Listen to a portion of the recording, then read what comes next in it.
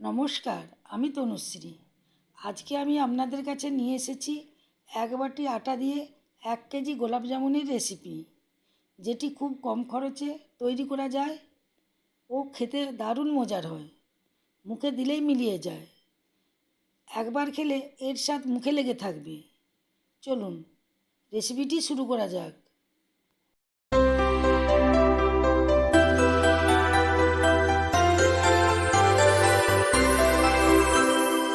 গোলাপ জামুন বানানোর জন্য এখানে আমি 1 বাটি আটা নিয়েছি।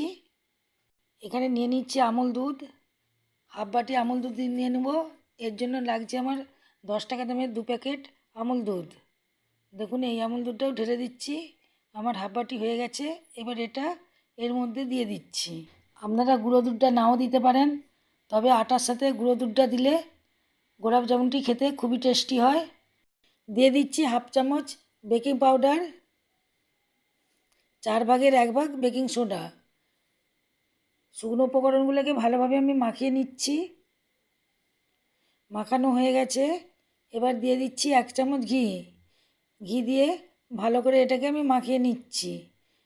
খুব সুন্দরভাবে এটাকে মেখে নিতে হবে সময় নিয়ে। দেখুন ভালোভাবে মাখা হয়ে গেছে। মুঠো করলে খুব সুন্দর একটা মুঠি হয়ে যাচ্ছে। এবার আমি নিয়ে নিয়েছি হাফ বাটি গরুর দুধ।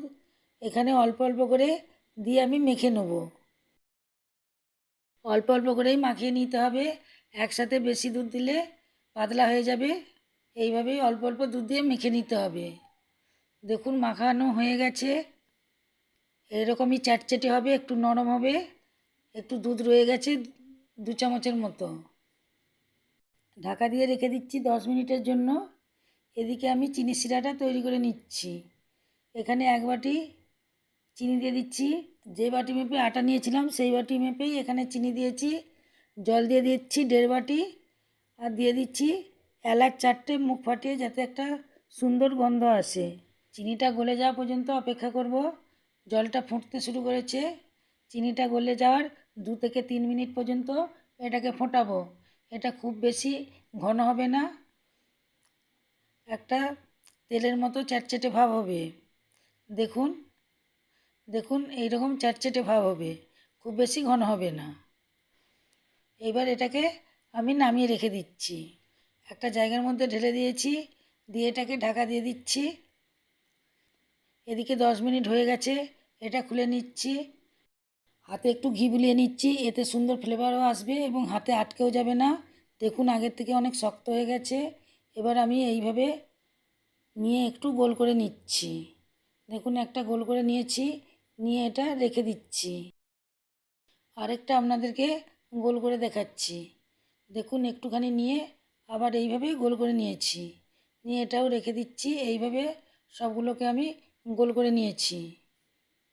কড়ায় আগে থেকেই তেল বসিয়ে দিয়েছিলাম।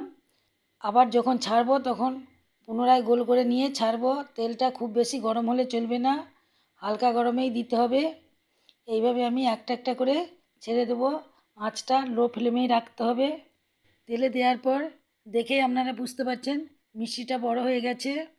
যখন একটু অল্প ভাজা হবে তখন খুন্তির সাহায্যে আমি হালকা হাতে উল্টে দেবো। এইভাবে উল্টে পাল্টে দিতে হবে। মিষ্টিগুলোকে সব সময় নাড়তে হবে, তাহলে সমানভাবে রঙটা হবে। মিষ্টিগুলো নেড়ে চেড়ে খুব সুন্দরভাবে কালার আসা পর্যন্ত ভেজে নিয়েছি। এবার এগুলোকে উঠিয়ে নিচ্ছি। এদিকে যে চিনির শিরাটা তৈরি করে রেখেছিলাম তার ঢাকাটা খুলে দিচ্ছি। একটু ঠান্ডা হয়ে গেছিলো, তাই জন্য আমি একটু গরম করে নিয়েছি। এবার বলগুলি এর মধ্যে দিয়ে দিচ্ছি, দিয়ে এইভাবে ছান্তায় করে একটু ডুবিয়ে দিচ্ছি। আবার এটাকে ঢাকা দিয়ে দিচ্ছি। আরেকটা ব্যাচ দিয়ে দিয়েছিলাম, সেটাকে উল্টে পাল্টে ভালো করে রং আসা পর্যন্ত ভেজে নিচ্ছি। রংটা সুন্দরভাবে চলে এসেছে। এটাকে ভাজা হয়ে গেছে, এটাকে উঠিয়ে নিচ্ছি। ঢাকাটা খুলে দিচ্ছি। এই ব্যাচটাও এর মধ্যে ঢেলে দিচ্ছি, দিয়ে ছান্তার সাহায্যে এটাকে ঘুরিয়ে ঘুরিয়ে একটু ডুবিয়ে দিচ্ছি।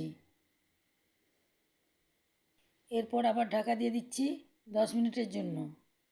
10 মিনিট পর ফিরে এসেছি।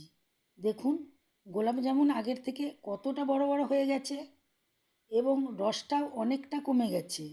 গোলাপ জামুনটা দেখতে কতটা সুন্দর লাগছে, দেখুন দেখতে কতটা লোভনীয় হয়েছে, দেখেই খেতে ইচ্ছে করছে। একটা আপনাদেরকে কেটে দেখাচ্ছি, দেখুন কত সুন্দর নরম তুলতুলে হয়েছে এবং রস বেরোচ্ছে। আপনারা এইভাবে বানিয়ে বাড়ির সবাইকে খাওয়াবেন, খেতে সবাই খুব পছন্দ করবে। যদি রেসিপিটি ভালো লেগে থাকে তাহলে লাইক দিতে ভুলবেন না। এই রকম নতুন নতুন রেসিপি পাওয়ার জন্য আমার চ্যানেলকে অবশ্যই সাবস্ক্রাইব করবেন এবং প্রচুর প্রচুর শেয়ার করবেন।